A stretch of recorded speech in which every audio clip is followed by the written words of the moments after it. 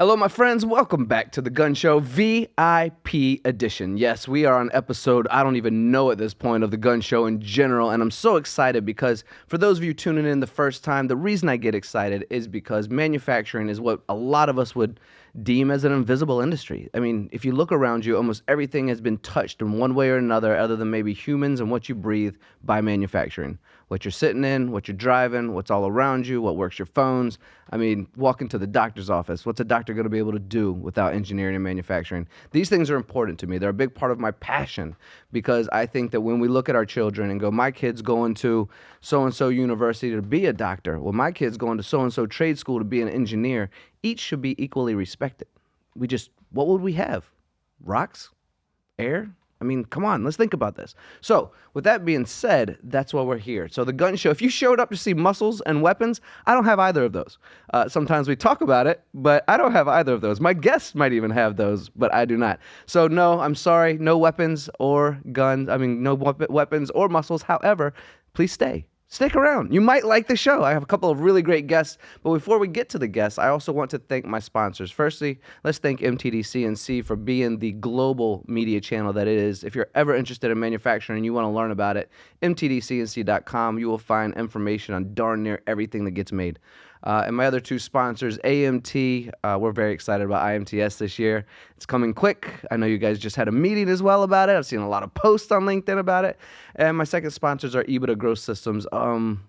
Guess what, though? They're actually with me today. Yeah. So I'm not going to go into too many details about what they do today because they are actually with me, but I'm very grateful for them to be a sponsor as well. So with that being said, let's kind of get started and welcome these folks to the show. My friends, Dave and Mike, we've spent a lot of time with these guys recently creating a show called Shop Rescue, which is going to release maybe by the time this show releases. Maybe, I don't know that exact answer, but we're releasing it soon. I know that. So we'll talk about that at the end of the show, what it is to tune in. And we'll see where this show gets released. I might bump it to the front of the line if these guys are lucky, just based on what we talk about today. All right, no further ado. No more of me talking. I know you get bored of me because then I'll just start singing.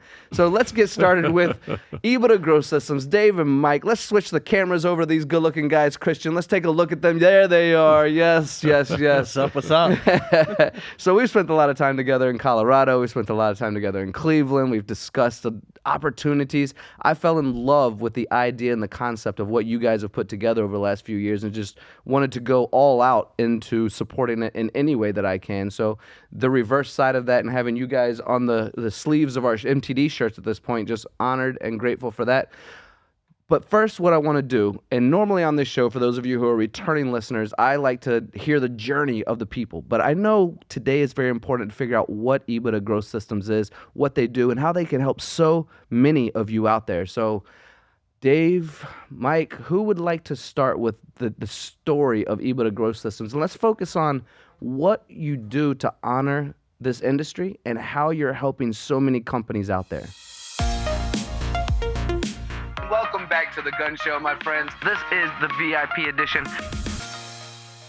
Well, it's good to be on your show, Tony. This is good. In terms of EBITDA Growth Systems, we started out as a result of a book that we wrote called Scaling to Exit, because after some research, I discovered that baby boomers as a demographic, many of them were expecting to sell their company to fund their retirement, but less than 20% of those companies were actually saleable. And so I wrote a book called Scaling to Exit, which was a strategy for baby boomer-owned business owners to have some kind of exit.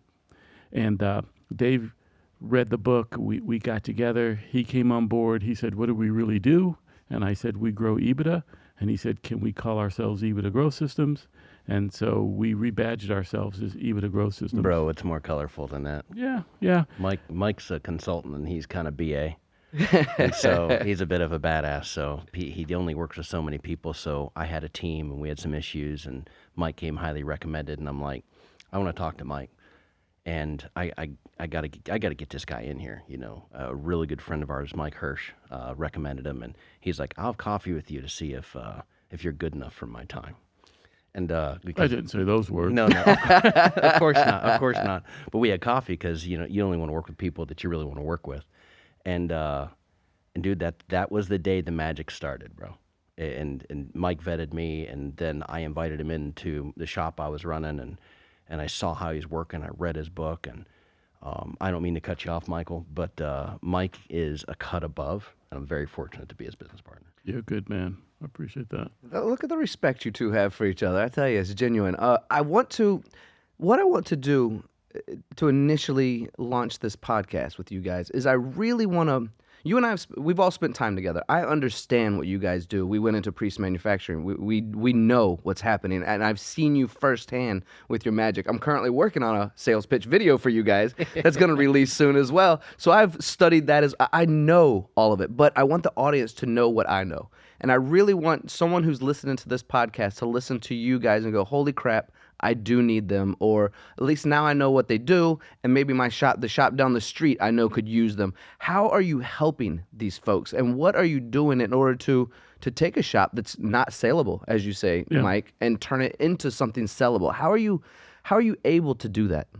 Tony, it's really I think it begins with a mission focus, and our mission is to impact lives by improving business performance. Amen. And so we start with that, and then our brand promise to a potential client is, hey, we're going to double your value in 3 years, and we'll give you all your money back. Stop it. Yeah. And then we just break it down. I mean, there's 5 functions in a business, and all 5 functions have to be hitting on all cylinders for you to maximize your value. So it's pretty straightforward. That's the business plan, Yeah. and that's the plan and how we function, but the passion behind it. I saw what Mike was doing. I saw how he was impacting my team and helping me lead a team out of dysfunction. And then I rewound and I remember, my past and running a shop, owning a shop, and all the late nights and what I sacrificed for that business.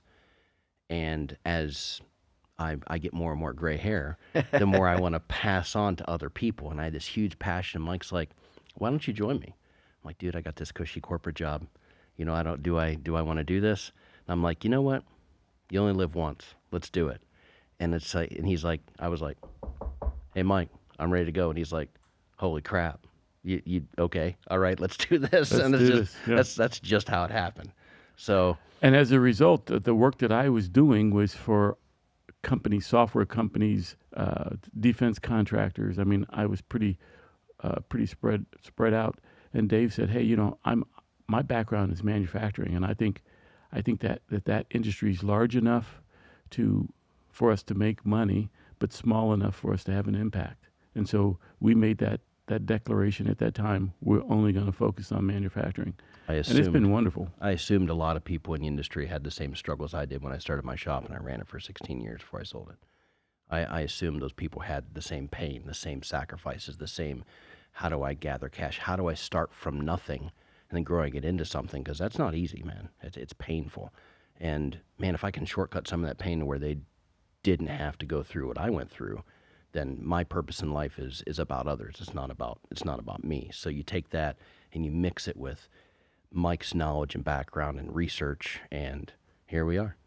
And I encourage everyone who's listening to this podcast right now to also tune into the episodes of Shop Rescue, because a lot of what's being described about this passion and the details, these guys actually map it out in this show. And it's I've seen the first potential final edit of episode 1, and I loved it, every single second of it, and I learned so much from it, so I hope you guys do as well. What I want to do now, guys, because we've kind of gone over a little bit of the passion, the story, how you got together, and how you can help shops. One hell of a guarantee, by the way, Mike. If I'm a shop listening right now, even if I'm a successful shop, I'm going, double, huh? Yeah, absolutely. I might give them a call anyway, right? So what I want to do, and I don't throw people under the bus ever, but what qualifies you guys to offer these services and offer these guarantees to these folks that they can look at you in a trustworthy way and go, these are my guys. I'm currently looking for some sort of help. We've realized now that no one likes to be called struggling. No one likes to be allow people to think that they even need help. We have a ton of egos in this industry, but egos can often be the death of us. So it's important that someone can look in the mirror and go, I do need help. And that goes for mental health to physical health to what we're talking about right now. So that's for a podcast for another day. Going back to, since I gave you time to think about the answer, which you probably didn't need anyway, going back to why when you look at me and why when I look at you, do I trust you with my shop, which I've dedicated my life to move forward? Number Well- one, you mind? Yeah, go ahead. I'm good. Because I want you to bookend this Okay. because you're such a big part of the foundation of this answer. I'm a tool and die maker by trade, machinist, tool and die maker. I've served an original German apprenticeship.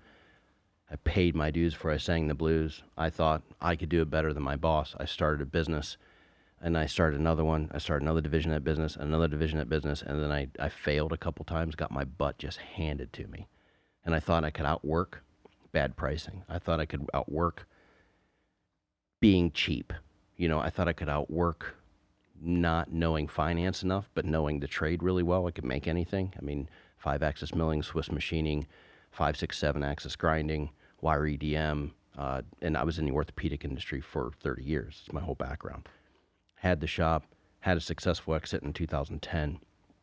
And after that, I knew what I knew. And then I joined corporate America. I mean, I had people that were higher up in companies see something in me and say, I want to invest in that guy. And I had one person after another person after another person invest in me. So what I became known for is turning around businesses. So I was turning around, $110 million companies, $27 million companies, part of a $1.3 billion company with a B. And then I got involved in private equity and buying shops and what makes them valuable and what makes them tick. And when you have experience with a $1 million shop and a $1.3 billion shop and everything in between, and then you become known for turning places around and creating value, and then you bolt on private equity. I was never employed. Well, I guess I was employed for diligence sake by private equity. And then how they evaluate businesses and know exactly what makes a machine shop valuable or a manufacturer valuable. I've bought them, I've sold them, I've flipped them, I've improved them, I've grown value. We did a 10-month stint in a place and grew the enterprise value by $35 million in 10 months. And that facility was $11 million when we entered there. Wow. So, I mean, when you have that kind of experience and you have fantastic people that have invested in me, it's a lot of knowledge that I just want to share. So I've just done it. I've done it a dozen times or more for big corporations. Made a lot of people a lot of money. Now with coaching and what we do at EGS, I've done it dozens of times. So with that's my experience is walking into a shop and in 5 minutes understanding what's going on, where the struggles are, where the opportunities are, and how to take that to the next level. That's my background. And everything, cutting chips, molding, anything to do with manufacturing. I can have an impact because I have an understanding because I've had so many people invest in me. That's the functional part of the business. And I can dance with a P&L really well. I understand the financial side of the business very well. Now, you mix that with Mike, which I'll let Mike go next, and you'll see why. That's a great answer. You almost make me want to start a machine shop, and use you for insurance of just in case I don't succeed. I got some backup right here, and we're gonna succeed. People do that. Yeah, absolutely. All right, Mike, what do we got, buddy? Yeah, my background is probably more traditional for your average management consultant in that I came out of software, worked in large Fortune 100 companies, and worked with consultants from McKinsey and Ernst & Young and observed their best practices in those companies that I work for. And I had my fair share of exits from those companies, publicly traded companies. And in 1999, I was like, you know what? I think I want to make myself some money. And so I launched my little management consulting practice. I had my formal education around the MBA in finance, and I practiced law for 5 years. So I felt like I had what I needed to do well, and I did do well. And I discovered I really love the great game of business, and I kind of codified or productized that great game of business in my own mind, and the book was the result of that. So yeah, just got exposed to a lot of, like Dave said, I had a lot of people pour into me. I got exposed to some industry best practices, and large firms can afford that. Small to medium-sized firms can't afford that. So I said, I'm going to bring that large firm management consulting best practice to small to medium-sized companies. And then when Dave and I came together, we decided, okay, we're going to concentrate it on small to medium-sized manufacturers. And so our brand promise is it should get your attention, but in fact, we never worry about giving money back. Not at all. So This is Shop Rescue. Hi, I'm Tiffany Bryson. I am the Business Development Manager for the Americas for Blaser Swiss Lube. So Blaser Swiss Lube is a cutting fluid company. We have our headquarters obviously in Switzerland, but we have our US headquarters in Goshen, New York. Dave gave me a call. He was talking about a job shop. They need help. And when they need help, we want to make sure that we as a community and as an industry are there to support them and do anything it takes to make sure that they are killing it. We want to help these smaller shops because their success is our success, right? And then you watch them grow. They buy more coolant, we're able to help them. I mean, it's a win-win for everybody. A couple of things I want to bring up. The joke I'm about to make, the younger generation probably won't understand it because you said I'm going to make some money for myself in '99, right? You weren't scared of Y2K? Do you remember that really weird thing? Yeah. That was Y2K. yeah. That was craziness. My phone's Everything's going to shut down. Planes are going to fall out of the sky. yeah. Obviously, that didn't happen. Anyway, the other thing I would like to kind of discuss is,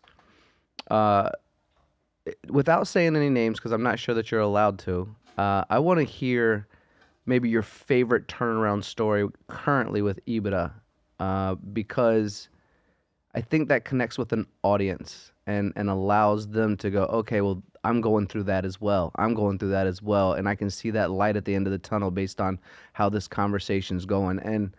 And again, let's not throw out any names unless Sure. you want to. No, It's we totally should. up to you. If you want to name drop Disney or something on there, who am I to judge? You know what I mean? But totally up to you. But a favorite story, kind of go into detail about what was necessary that switched up, maybe even the mood of the people. I know firsthand experience being with priests. We saw the emotion in the now wife's reaction to what you guys had done. And I remember her very distinctly outside when we were filming telling me, because it was about hope and what we were going to see. And she said, I didn't know if we'd ever be able to have kids. And now he's not working 100 hours a week and he's home on weekends and we spend time together and we might actually have a family. Yeah. And I was like, That's why we wow. do what we do. No doubt. And I think to answer your question, and Dave, I think you'll concur, one of the outgrowths of our practice is that we find companies that decide they're ready to sell, and we find a buyer. And so one of our first sales was a client. When he met me, I was doing an event for NTMA, and he walked up to me and he said, "You probably can't help me, but you think we can have coffee?" And I was like, "Yeah, sure." So we had coffee, and what was his story, Dave? I mean, this dude had he had extended himself on his mortgage, so he had no more headroom there. He had extended himself on his line of credit for his business, no more headroom there. He had a payroll coming up, and he had a big contract, and he couldn't afford to buy the material for the contract, so he was going to shut the door. And he was going to miss his payroll. Yeah, yeah. So unbeknownst to me, Dave was on the board for NTMA, so he knew this fella, and so Dave was trying to buy him because it was a good business fundamentally. The guy just had mismanaged it. Long story short, we came in. We said, "Hey, you got this big contract, man. So you just gotta tell them you need 50% down." And he's like, "If I do that, they're gonna take the contract." It's like, okay, you're going out of business anyway. Well, you got to lose, right? And so he did. And Dave told him the same thing again, unbeknownst to me. And so they gave him the money, and then. Well, before that, I looked at his quote. He was bidding. He was bidding on like a $500,000 5-axis mill, $50 to $60 an hour. So I worked with him to requote that job before he asked for half of it down. We did happen to increase the price to market rate. Yeah, and so he's like, if I go in with this, I mean, they gave me the PR already. So if I go in with this rate, they're going to take the work. Again, you're about to go out of business. What do you got to lose? And of course, he brings the new price, and they said, we were wondering how long it was going to take you to figure this out. Stop. They immediately admitted it as well. A Fortune 100 company admitted it. Oh, my goodness. So 18 months later, we sold him for $6 million, and he got his team another $500,000. But get this, Christmas comes up, and this is a grizzly old machinist dude. And we're at a Christmas party, and he walks up to Dave and I, and he's about to cry. And we're like, dude, you good? What's going on? And he said, it's Christmas. And we said, yeah. He said, I've never had money at Christmas, ever. Wow. And I have money now. I can buy my wife a Christmas present. What was it? Say what it was. It was a Viking stove. No kidding. Oven. It's a great stove. I Yeah. was in that industry for a while. Yeah. But you know, he was broken up.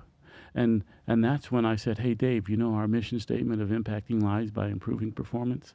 That's what that is. Mm. And What are the chances that young man's listening to this show? We could pull him on here as well, share his story. He's probably in Tahiti right now. That dude travels all the time. He dives now. He was one of the guys that did like free soloed El Cap. So he was a climber. He was in Yosemite on a rescue team, and My microphones are mobile. I'll be happy to meet him in Tahiti and do some underwater podcasting. This dude is something else, and he's in his mid-60s, and he retired well, and he grew 6x his value in 18 months. That's incredible. So I mean, when we say doubling your value, it's not hard. All you gotta do is listen and trust us a little bit, and maybe go beyond.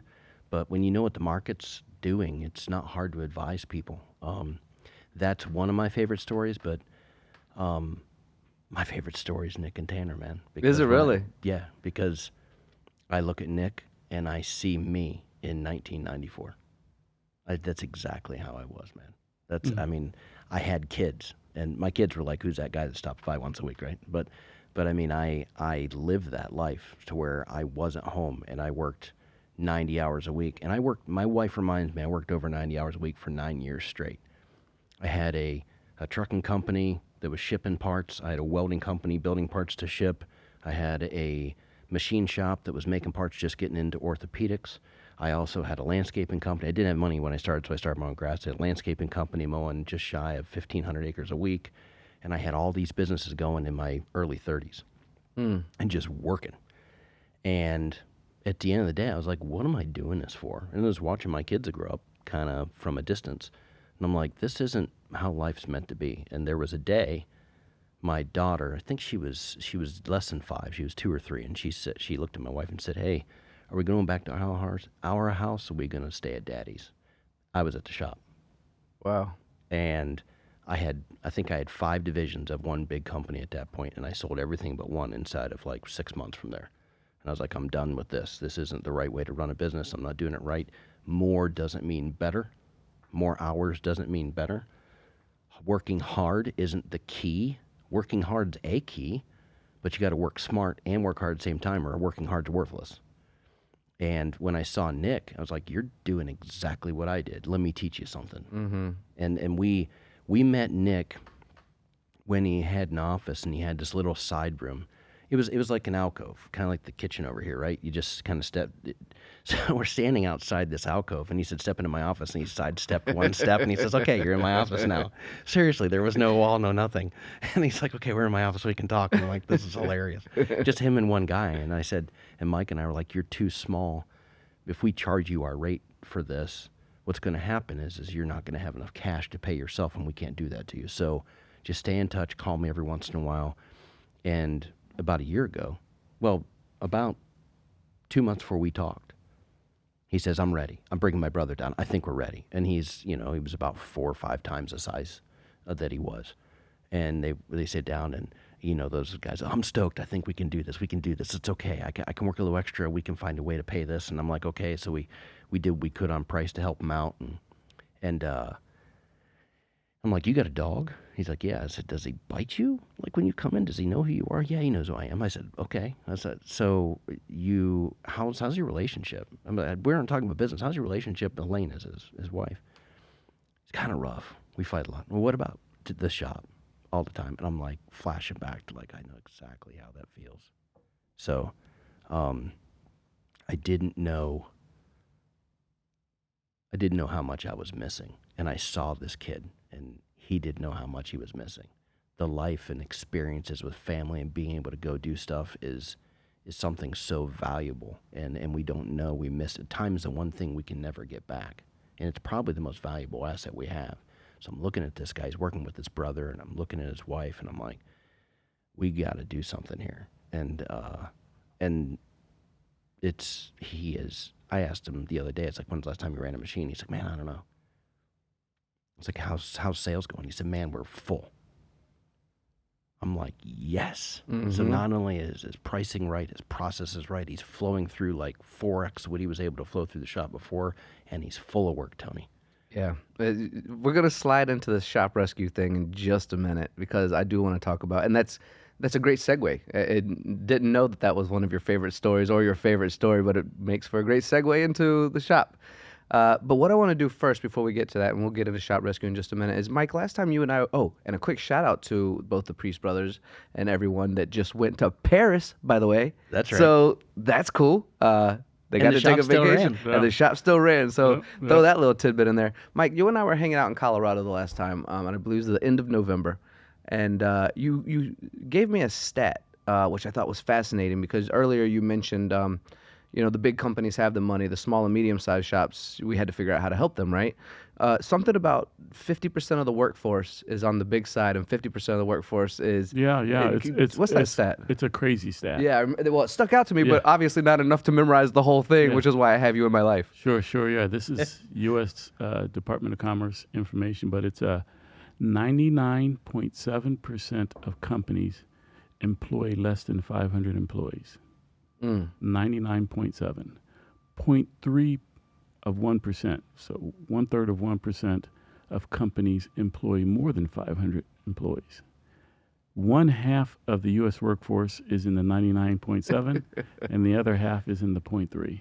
That blows my mind. It is a crazy stat, but yeah. So how important are small shops? Let me ask you that. Well, let's also take that to the White House as well because they need to realize how important small shops are. I've had conversations on this show. Christian, my sound engineer, my producer, he's heard us talk about, what's the future of manufacturing. A couple of folks have said the big shops are going to buy up the small shops because it's not being funded correctly or there's just going to be an integration of all things. So lots of those conversations are going on as well, aren't they? Dude, the White House should call me. Give me 30 minutes. This is not hard. Well, this might be the show that get us recognized enough that the politicians might call us. Please, quit being a politician. Fix our country. Yeah. Wouldn't that be nice? Yeah, I'll tell you what. But that's probably for another podcast as well, although I think the audience would love to see us debate a little bit of that. But we're not going to do that today. We're not going to do that today. We'll get in the weeds. Mike and I are on different sides of the aisle, but we agree on 99.7% of everything. Well played, sir. Well played. All right, let's talk a little bit about shop rescue because I have decided that I'm going to release this episode sooner rather than later. So a couple of folks who were on the gun show recently, I apologize. You're going to get bumped back a week. Tell all your friends, neighbors, cousins, mom, dad. Let's take a breath of all the friends we have out there. So I apologize for that. But I have to bump this one forward because we do have something incredible coming. It's something that my buddy Dave here has had discussions with the potentials of a Netflix series. It's something that when you pitched it to me in Cleveland, I fell in love with immediately. It's something unique for the MTD team. We had never tried this before. This is legitimately a 3-part series that will be released very, very soon. And it's something that we hope reaches an audience in many facets, educationally, through the heart, through the mind, and inspires other shops because we know you're out there. Mike just gave you the stat. We know how many of you are out there. Inspires you to trust these guys as well. It's what these podcasts are for. It's what these shows are for. So in 2024, 2025, we want more of you guys. We want to create more of these shows. So we're now going to talk about what this show is. And I quite literally was at an event last night and had 3 separate people on 3 separate occasions pull me aside and go, when's it coming out? When is that shop rescue show coming out? We are so excited. It's one of the most exciting things we've heard about in our industry for a long time.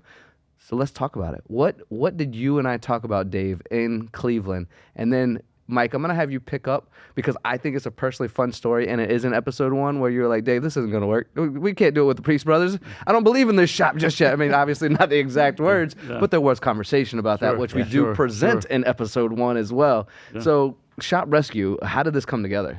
Well,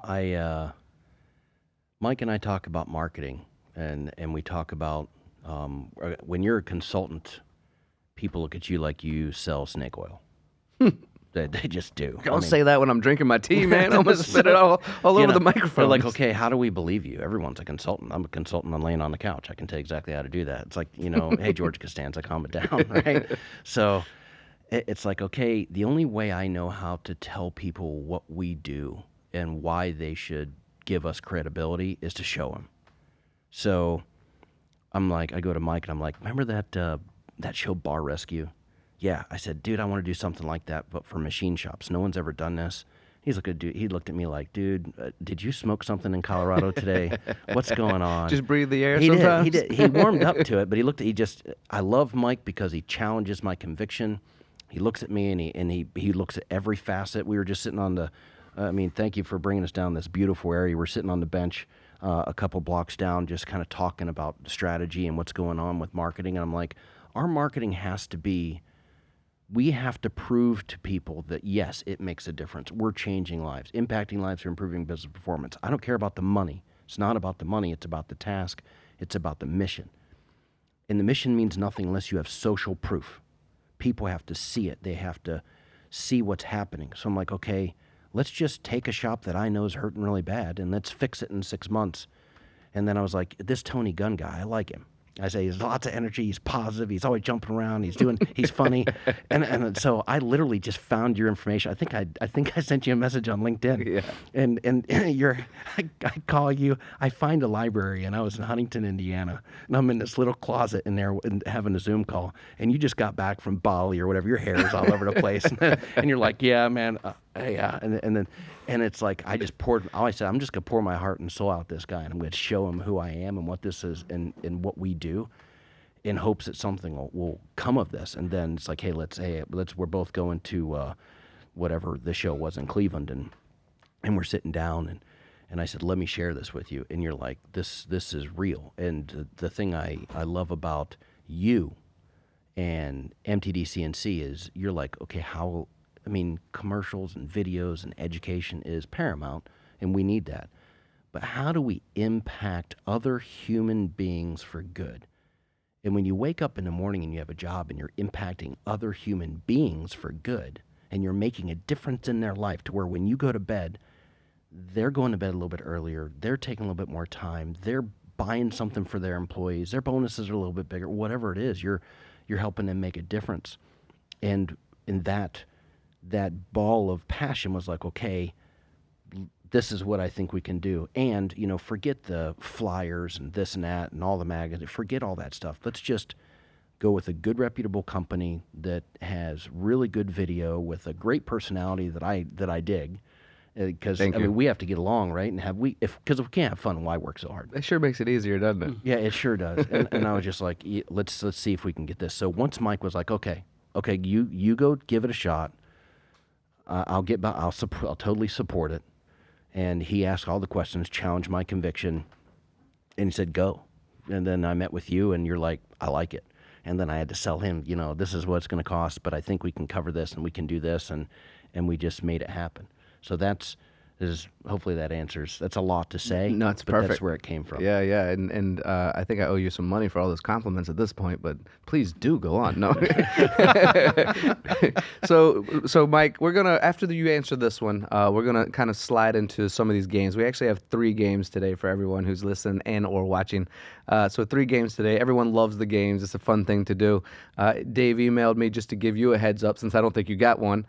He selected a Would You Rather game where you you get to decide would you rather from no perfect situations. Okay. And he selected rapid fire questions where it's just first thing that pops out in your mind. You don't have to say why it's the answer, just that's the answer, right? And Keep then it appropriate. And the third game we're gonna try your best. The third game we're gonna play is this. It's this board that I have here. It's called Adrenaline Rush Bucket List, and Dave was kind enough and Mike was kind enough to purchase this along with this gorgeous pen. Christian, can you zoom in on that a little bit? Little Mont Blanc right there. Yeah, that's sexy. We know it's sexy. If you're listening, just imagine. But if you're watching, you can see it.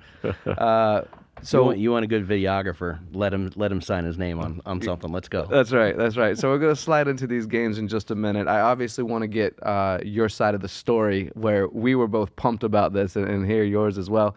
But just real quick, for everyone who's watching and listening, to my knowledge, I was speaking with Bonnie recently from AMT IMTS, and apparently you guys and them are working together at IMTS, and there's a potential that everyone will get a meet and greet with Nick and Tanner as well. And if it's not Nick and Tanner specifically, it's the idea and concept of Shop Rescue and everything we're creating. So again, to our sponsors, this is why partnerships work. Okay, I've said enough.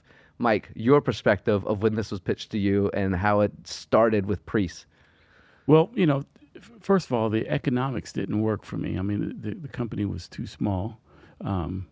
And when you talk about a fee that will eat up all of their profits, I just didn't think that was going to work. And Dave's like, well, I believe in these guys, and okay, they're smaller than our normal client, but these guys have a hunger. They fit our mission. And I was like, okay, Dave, I'm going to trust you. Dave and I are way more collaborative than he leads us on. Yeah. We are. And you do challenge me. Yeah, but I was like, okay, man, they're yours. That's collaboration. Yeah, that's collaboration. I like that. But they're yours. Yeah, they're yours. Good luck with that. Because when we approach the great game of business, all of our small and medium-sized clients have the ability to make great parts. I mean, they all do, and it's just amazing. I'm amazed at the things that our clients make, but the business acumen usually takes more time and energy, and they don't necessarily have the bandwidth for that time and energy. And I was worried that the Priest boys wouldn't have the bandwidth for the business acumen that they were going to need to grow the way we want our clients to grow. So, but when I met them, I mean, those guys, you cannot love the Priest boys. I mean, the personalities, big personalities, willing to work around the clock. So, I think luck is the intersection of hard work and opportunity, and they were that in spades. So, as much as I didn't want to, I couldn't resist those guys, and they had that same spell on Dave, so we were all in. I mean, once we say go, we go. So we were all in. This is Shop Rescue. My name is Paul Van Meter. I am one of the co-founders of ProShop ERP. We partner with small to medium-sized machine shops to streamline their operations and help improve their profitability. This was an absolute no-brainer when I heard about this project. When other shop owners see this and see what's possible, it will inspire them to improve their own businesses, to invest in systems and processes and do the things, pull the levers that Mike and Dave talk about that can have just a huge impact on their shops. The shops that embrace change and are aggressive to pursue it, improve efficiencies, improve quality, those are the shops that are going to thrive. Take those steps to improve their operations, and it makes a huge difference. And it's worth getting past that fear to the other side. That's a good response. Appreciate it. You ready to play some games? Ready. Yeah? All right. So each of these questions won't be for individuals. So one question won't be for both of you. I'll ask individual questions for each person. Okay. All right? All right. The first one we're going to do is Would You Rather? So it's situations that aren't great, but you get to select why you picked one over the other. We'll go with you first, Dave. And so here's just to get your wheels turning, Mike, and we're just going to throw Dave right under the bus. Love it. The first question that I'm not going to ask, but as an idea of how this works, is would you rather work only with outdated equipment or have the latest technology but with frequent malfunctions? So that's the concept. No perfect situation, but Gotcha. one is better than the Gotcha. other in our opinions, right? Very good. Very First good. question, Dave. You ready? All right. Would you rather deal with a consistent shortage of raw materials or have excess of materials with limited storage space? Excess materials with limited storage space. Just throw it outside, let the weather get it. Get a shipping container. It's quick and easy, rent, right? Rent a storage unit. I don't care, but I got to make parts and make money. You can't have those lead times, right? You got to ship. If you aren't shipping, baby, you ain't you ain't making money if you ain't shipping. I thought I was making chips. Don't. Yeah, they can have that. I'll take the making money. I think honestly, what COVID did to us, as far as having all of the overseas issues being brought, I think that's kind of everyone's answer at this point, right? What's happening Is right I need now. my materials. I'll take it over. Supply chain. Yeah. Absolutely. Yeah, and currently as well, right? What's happening right now is people have an abundance of inventory because they did that, and so what's happening is business has contracted a little bit, and so people are eating up that inventory before they launch again. So it's right sizing right now, but Right sizing. It is. I like that. All right, ready for your question there, Mike? I'm ready. It's an easy one. Would you rather? Let's see. Would you rather have a highly skilled but unreliable team, much like Dave, or a less? I'm just kidding, Dave. You're very reliable. Love you. Would you rather have a highly skilled but unreliable team, or a less skilled team that's extremely reliable? Definitely the latter. Yeah. I'd rather have a less skilled team that's extremely reliable, because then we go get the work that best suits that team, and we'll make some money. Yeah. I think reliability's another one of those ones that just you need it, right? Yeah. We need to be able to rely on people. Predictability. We can't do it all ourselves. That's right. I mean, on-time delivery for our small to medium-sized customers, they don't understand how important that is, because if you can give them on-time delivery, you get to keep price. But if you have a highly skilled workforce and you can't predict your on-time delivery, then you have an expensive workforce and you have to charge less money for them. Mm-hmm. And reliability and availability are a little synonymous in some situations, and I'd much rather have availability over ability. Well said. You ready for your second one? Yes, sir. I'm going to give you two each. Would you rather work in a traditional manufacturing setting with a predictable routine or an innovative environment with constant changes? Oh, man. I like the innovative environment with constant changes because I like to think on my feet. You're kind of doing that now, I'd say. Yeah. The predictable thing, man. There's good money in long run production, but I do like to mix it up. I just go to the prototype area then. Yeah, it is fun to get creative, isn't it? That's right. Yeah. That's where I'm at. In the jewelry world that I first worked in, I helped design about 6 or 7 ring patents, and I just felt it was when they gave us the time to just, because we were doing line by line programming on a floppy drive at that time, right? So when they just gave me the freedom to just program craziness to see what would happen with the design of the rings, and then present it in the meetings, was just so much fun for me. So I'm with you on the creative thing. Right on. Yeah, that was a lot of fun. Yeah, again, I mean, that's where you get the greatest value. That's where you get the greatest profits, because if you have something unusual, you get to charge more money for it. We are all a little unusual, aren't we? We all are. I'm not. I don't know about you guys. I'm normal as can be. Yeah. You ready for your second one, Mike? I'm ready. Would you rather have a smaller, more dedicated customer base or a large, less engaged customer base? Smaller, more dedicated, for sure.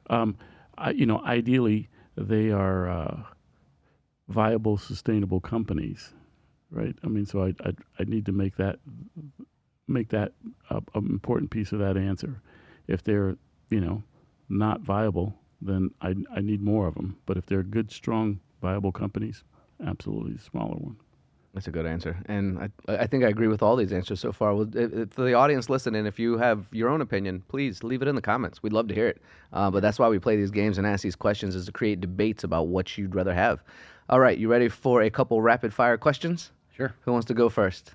Mike. Okay. All right, Mike. So I'm going to throw, let's do 4. Just off the top of your head, whatever pops in first. If you'd like to give a little bit of a reason for why it popped into your head, you're welcome to, but we don't need to spend too much time on that. Totally up to you. Okay. Yep. Ready. All right.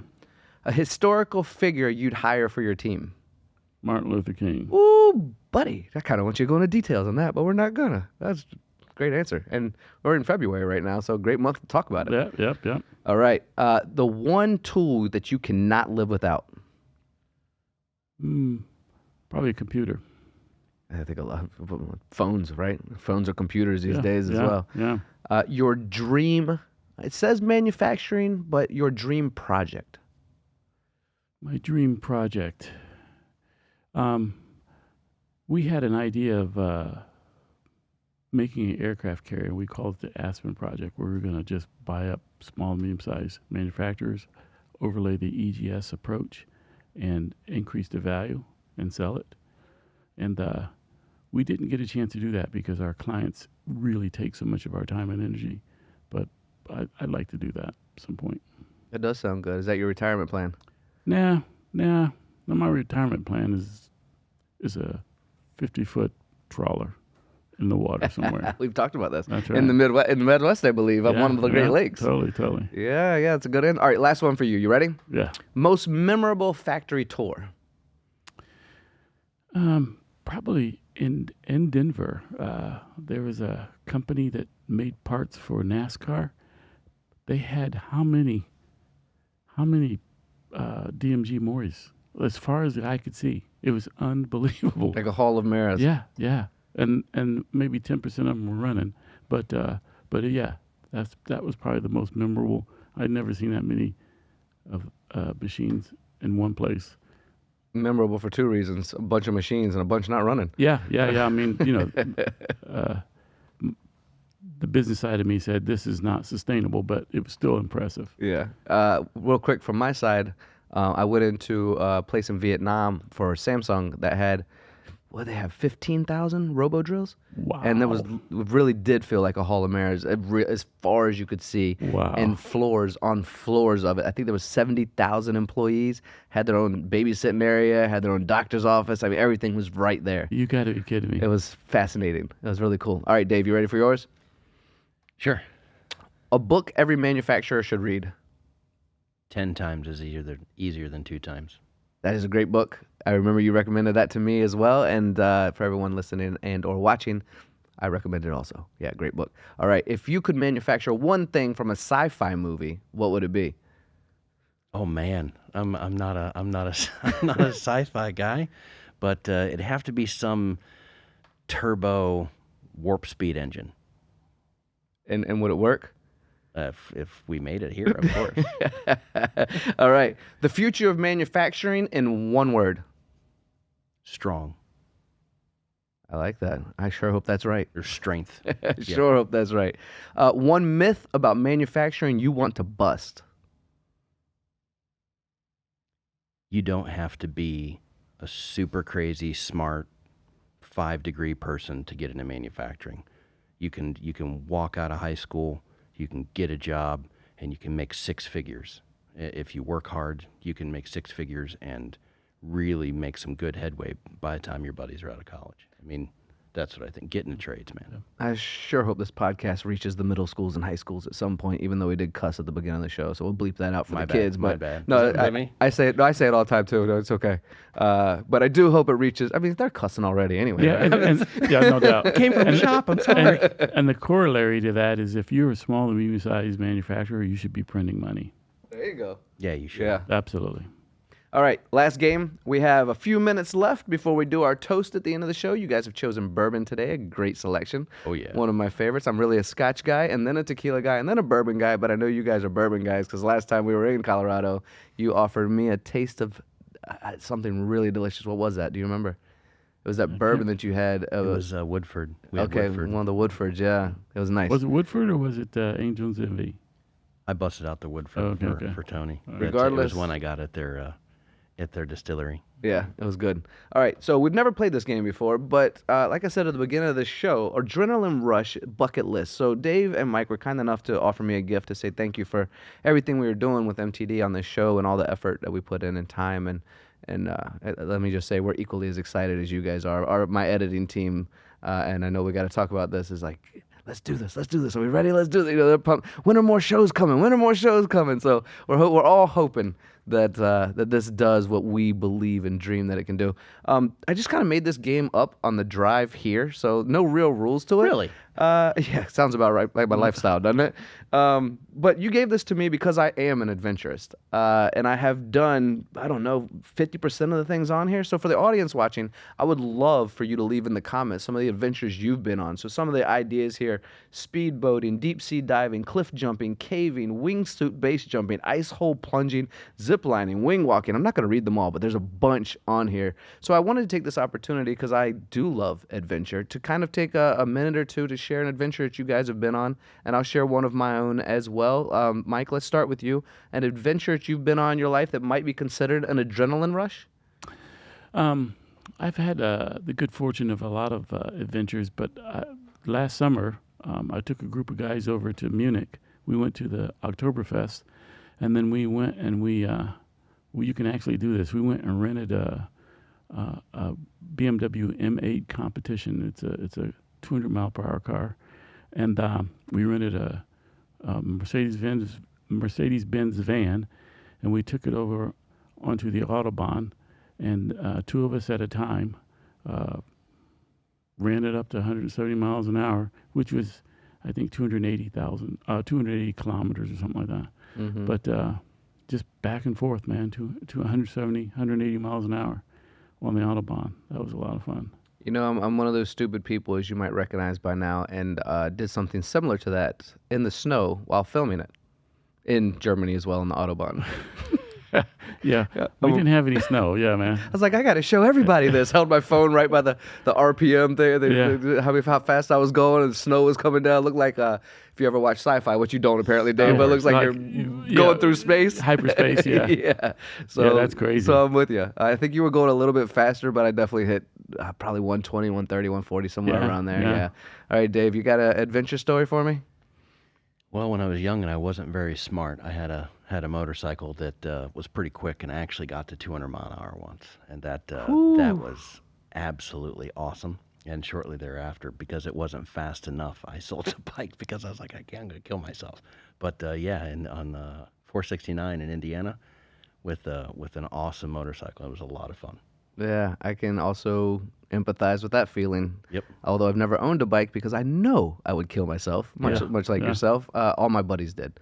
So I did hop on the back a few times with them, and they're like, let's see how fast this thing can go. And we'd hit the back road just flying. And I don't know the speed. I don't know if it was 200. I don't know if it was 100, but it was as fast as those bikes would go. Yeah. We were talking Ducatis, and they had the power. Sure. Yeah, above 150 miles an hour, things just change dramatically. Your windshield, your windows, your passenger and driver's side windows want to separate, and I mean a lot of things happen at those speeds. Yeah, without a windshield, and I'm not a petite man. I don't know if you know this, but I was a wind block, so I had to have a strong bike. But it was pretty good. You were popping wheelies? No, I was just when I let off the gas, I slowed down quick. All right, a real quick one from me, because we're running short on time, unfortunately. I really do think this podcast will go for about 2 hours today. I don't think Christian's too bored with this conversation, at least not yet. But if we keep going, he'd get bored. You know, he's a young man that's not in the industry. He's like, show me some beautiful women and some MMA fighting, and that kind of. He actually we got bourbon. He was actually in an MMA fight just the other day with a young lady who kicked him in the face. So that's how my production engineer likes to work, But good dude, so we won't bore him. So quick story for me. A couple years back, when Bali's volcano was super active and Iceland's was just recently. It didn't actually explode. There was a lot of prayers going on. The soot was coming out, but it didn't do what Iceland did. But it was darn near close. I thought since I was there, it'd be a good idea to see what was happening, see how close I could get to it. So I took my rented scooter and went 80% up to the top, and all the green grass was gray from the soot. Everyone left the town, and it was a ghost town except for one young man. He spoke a little bit of English. He's like, "What the hell are you doing here?" Like, yeah, they're breathing that stuff in. It's temporary. I take a lot of herbs. I clean myself out. But yeah, that was a good one for me. I got real. You could really feel like the passion of Mother Earth when that thing's rumbling. You just feel it, the vibration. So, but I have we could go on for those. I mean, from skydiving and whitewater rafting to. Did you know? I'll do this one real quick. Did you know I was on a regional Fear Factor contest when I was about 22 years old? that I ended up winning, actually. Got to meet Lenny Kravitz and be front row and backstage and all that fun stuff. I had to eat raw pig brains, swim in a swamp with snakes, and bob for plum and a bucket of eel. But I ended up winning that. But you know how I got on that show? No, but I am so not surprised. So I was with my buddies, and it was his birthday, and there was a carload of girls beside us. Remember, for everyone watching and listening, I'm 20, 21, 22 at this time. So a carload of girls. And really shy. And super shy, yeah. So I had to do something extra special for my buddy's birthday. So I tell my buddy, drive straight as you can, right? So I climb out the passenger window on top of the car while we're going about 60 miles an hour down the highway. On top of the car, I'm hanging on. He's like swerving a little bit side to side. My legs are flopping like this. We're getting their attention. And they start waving, and they're like, yeah, you know, that kind of thing, right? So I tap on the window, and he kind of sticks his ear out. I'm like, hold it real still. I'm going to surf. So I climb, and when I'm already on top, I stand up on top of the car while going 60 miles an hour, and I'm surfing and like waving at these girls and stuff, right? Then I climb back in while we're still going, and they end up, it was a good end of the day. I won't go into any more details. Happy birthday to my buddy 20-some years ago. Also dating my age, but that was the story that got me on the show. They're like, this dude's crazy. We got to get him on here. Yeah, absolutely. Teen Wolf. You guys ready for a toast? Absolutely. Benjamin, the good-looking young man from South Florida, always dressing nice and proper, I tell you. It's your New Year's resolution, right, buddy? Yes, sir. Yeah, he's a good man, this guy. I like it. You know, I was on a podcast with Benjamin as my production engineer not too long ago, and you did a good job, buddy. I appreciate you. Thank you. All right, so I've given you time to think about a toast, whoever you want to thank. If you want to give shout-outs to anyone, if you have a standard toast that you like to do at weddings and Thanksgiving, Christmas, whatever it is, you're welcome to do it. And whichever you wants to start first, Mike, looks like it'll be you if you have a toast for us. I think I'd like to toast to our country and the fact that people come to the United States to chase the American dream. And I think that as Americans, we want to make sure we always celebrate that. So, thank you for doing that. That's kind of to who you'd hire for your company as well, with an American dream, and I have a dream, and all that stuff. Yeah, absolutely. Well done, Dave. A toast to all the people wondering if they can do it, but inside they know they can do it, and they need to take a chance to go get it. I like it. Cheers to you guys. Appreciate Cheers. you both.